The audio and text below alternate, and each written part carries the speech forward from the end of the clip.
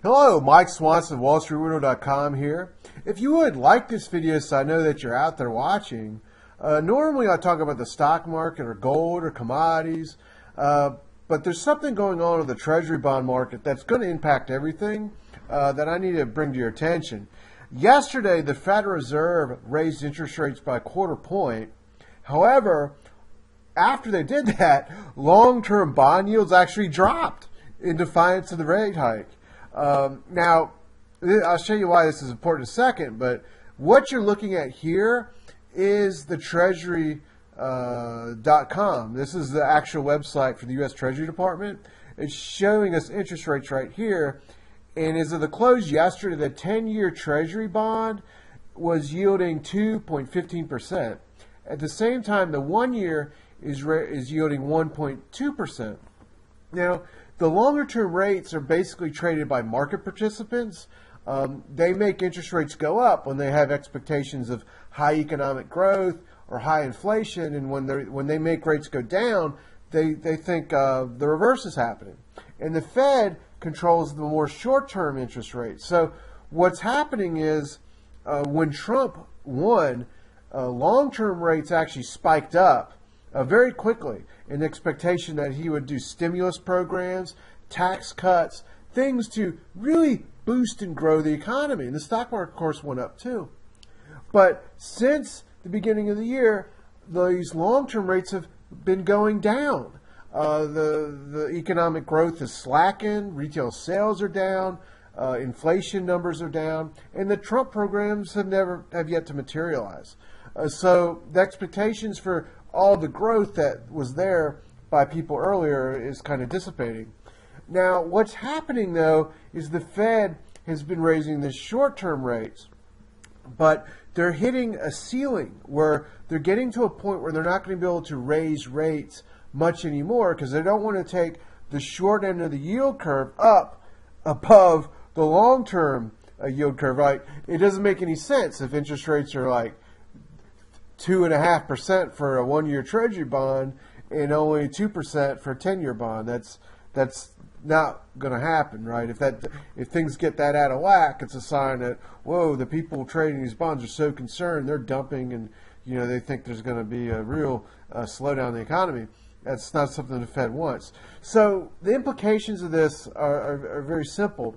It means we're reaching the end, if we didn't yesterday, of the interest rate hiking cycle by the Federal Reserve.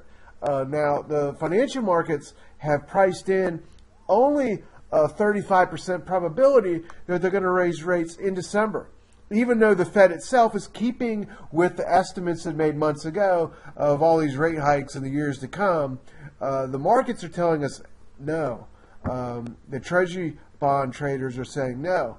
So if we're reaching the end of the interest rate hike cycle, let me show you what happened the last two times we were in this situation.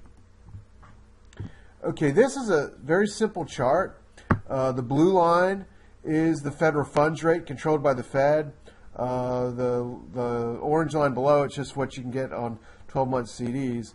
But in between 2004 and 2006, the Fed raised interest rates, and then they flatlined in 2006. They stopped. The same thing happened in the year 2000. They raised interest rates in the summer or into the summer 2000, then stopped, and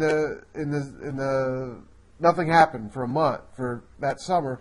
In 2006, they basically kept rates unchanged for a year. Now, what happened during both of those summer months and time periods was the economy actually peaked out in terms of economic growth, and within, as you reach a tipping point, the stock market declined and the economy slipped into recession, and the Fed then had to react by rapidly lowering interest rates. Last time they lowered rates from 5.5 down to practically 0 in a year during the internet bubble bust of the summer 2000. Interest rates went from above 6% all the way down to 1% within about a 3-year period.